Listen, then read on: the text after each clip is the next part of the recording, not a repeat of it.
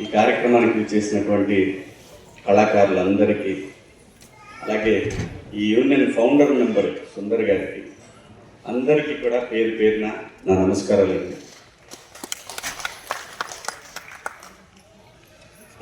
బాగా బిజీగా ఉన్నాం అందరం, విపరీతమైన బిజీ. ఎంత బిజీ అంటే నెక్స్ట్ మినిట్ వేస్ట్ అయితే ఎంత డబ్బు కోల్పోతామో అనే కంగారు, సాయంత్రానికి ఏమొచ్చింది మన జేబులోకి అనేటటువంటి ఆతృత, ఇలాంటి ఒక గజిబిజి బతుకులు బతుకుతున్న మనందరం కూడా చాలా టైం తీసుకొని ఒక కార్యక్రమానికి వచ్చామంటే ఎంత మిస్ అవుతున్నామో డబ్బు అనే ఆందోళన అందరి ముఖాల్లో కనపడుతుంది, ఇంక్లూడింగ్ నాతో సహా.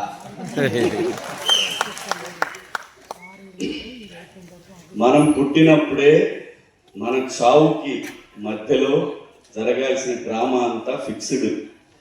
ఇది అందరికీ తెలుసు. వెళ్ళేటప్పుడు ఏం తీసుకెళ్ళాము అనే విషయం కూడా తెలుసు.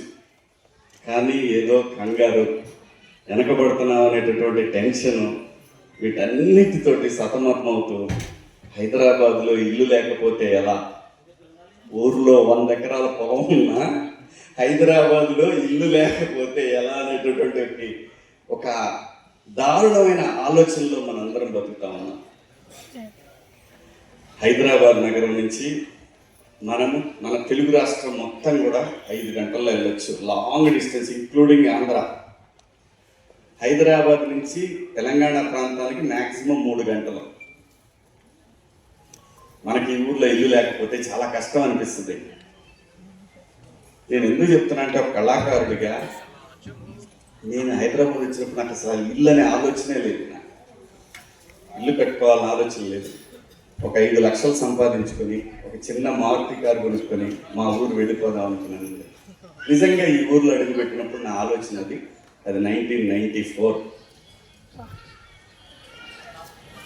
ఇప్పటికీ కూడా నాకు అదే ఆలోచన.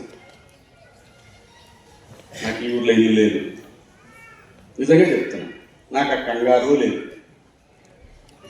ఎందుకంటే 40 ఏళ్ళ నేను వచ్చినప్పుడు కోటి పాష్ ఏరియా, కోటి, హిమాయత్ నగర్ ఇవన్నీ పాష్ ఏరియా.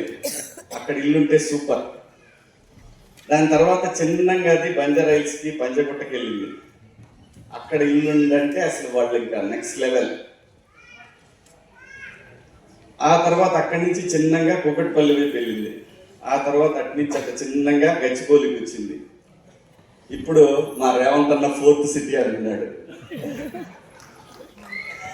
మంచిదే, సిటీ పెరుగుతూ ఉంది, అభివృద్ధి జరుగుతూ ఉంది, పార్టీలు వస్తూ ఉన్నాయి, పోతా ఉన్నాయి, అభివృద్ధి జరుగుతూ ఉంది, అంతా బాగుంది. యాతావాత నేను చెప్పొచ్చేది ఏంటంటే, అసలు దేనికి టెన్షన్ తీసుకోవద్దయ్యా. దేనికి మధ్యాహ్నం భోజనానికి డబ్బులు లేవు, చాలా గుళ్ళు ఉన్నాయి, దాతలు బ్రహ్మాండంగా పెడుతున్నారు, సాయిబాబా గుడి, వెంకటేశ్వర స్వామి, ఎక్కడికి పోతే అక్కడ ఉంది. ఎందుకయ్యా టెన్షను, ఎందుకు టెన్షను? హైదరాబాద్ వచ్చినప్పుడు చేతిలో 40 రూపాయలు, ప్యాంటు షర్టు తప్ప దేవుడు సాక్షిగా నా దగ్గర ఏమీ లేదు, ఎలా బతకాలో తెలీదు. పుచ్చలపల్లి సుందరయ్య గారి పార్క్ ఉంది, చక్కగా మంచినీళ్ళు ఉన్నాయి. దాని తర్వాత తెలిసిన వాళ్ళ ద్వారా మొత్తానికి పాలడుగు విశ్వనాథ్ గారి దగ్గర చేరాను. ఇక్కడ రామదాస్ నాయుడు గారు ఉన్నారు. వీళ్ళందరూ కూడా అప్పుడే చాలా తప్పనగా సింగిల్ ఎపిసోడ్లు అయ్యి చేయాలని తిరిగేవాళ్ళు అనమాట. అక్కడ మొదలైన జీవితం మీరందరికీ తెలిసిందే. నాకు చాలామంది ఇక్కడ వచ్చినటువంటి మా దాసు గారికి కానీ అందరికీ తెలిసిన జీవితం. 13 సంవత్సరాలు సినిమా లేదు నాకు. మనం మనిషిగా పుట్టిన తర్వాత మనందరికీ కావాల్సిన ప్రథమ లక్షణం ఏంటంటే, లక్ష్యం ఏంటంటే, రాబోయే తరాలకి ఏమి ఇచ్చాం. నిజాం గురించి గొప్పగా చెప్పుకుంటున్నాం మనం. నిజాం మా దగ్గర రూట్లు వేసాడు, మా దగ్గర సినిమాలు కట్టాడు. నిజాం కోసం వేసాడా? కాదు, రాబోయే తరాల కోసం వేసాడు. అది కదా ఫస్ట్ మనం ఆలోచించాల్సింది. మనకి ముందు తరాలు, మనకన్నా ముందు తరాలు మనకు చాలా ఇచ్చిపోయినాయి. మనము నెక్స్ట్ జనరేషన్కి ఏమి ఇద్దామని అలాంటి ఒక ఆలోచనతోటి బ్రహ్మాండంగా నడుస్తున్న నా కెరీర్ నుంచి నాకు తెలియకుండానే నాకు ఒక బాధ్యత గుర్తొచ్చింది. ప్రజల కోసం ఎంతో కొంత చెయ్యాలి. ఏమీ నేను నాకు కోట్లు సంపాదించే అవకాశం ఇచ్చింది ఈ వ్యవస్థ, ఈ సమాజం. నేనేం చేయగలను? అన్యాయం జరిగినప్పుడు మాట్లాడాలి. ఏమవుద్ది గురువు మాట్లాడితే? ఏమీ కాదు. నిన్నెవరు ఏం చేయలేరు. ఎందుకంటే నువ్వు పుట్టినప్పుడే నువ్వు ఎప్పుడు చావాలో రాసి పెట్టింది. మాట్లాడదాం, తప్పుగా మాట్లాడదాం. పోలీస్ కేసులు పెడతారు, ఇంకోటి అవుద్ది. ఏమవుద్ది? పోలీసులు కేసులకి చట్టాలు ఉన్నాయి. నువ్వు తప్పు చేస్తే తప్పుతుంది. తప్పు చేయనప్పుడు మాట్లాడదాం, తరాల కోసం మాట్లాడదాం. మనం తీసుకుపోయేది ఏమీ లేదు. చంద్రబాబు నాయుడు గారు హైటెక్ సిటీ ఇచ్చారు, దుర్గం చెరువులో బ్రహ్మాండంగా బిడ్ చేశారు కేసీఆర్ గారు, రేవంత్ అన్న 4th సిటీ కడుతున్నాడు. ఇలా మనం రాబోయే కళాకారుల కోసం మనం ఏం చేయగలం, మనం ఎంత ఇన్స్పిరేషన్గా నిలబడగలం, ఇది ఆలోచించండి తప్ప రేపు పొద్దున ఇల్లు లేకపోతే ఏమైంది? నేను రేపు పొద్దున అద్దె కట్టాడు గురు, అదే వస్తుంది. కావాల్సింది పేషెన్సీ, కంగారు కాదు. కంగారులో తప్పులు చేయొద్దు. అలా ఆలోచన 13 సంవత్సరాలు నాకు సినిమా డబ్బు రూపాయి వెళ్ళలేదు. ఏ రాజకీయ నాయకుడి దగ్గర చెయ్యి చాపలేదు. నేను చెయ్యి ఎవరి దగ్గరైనా చాపానని చెప్తే మీ అందరి ముందు మురేసుకుంటా.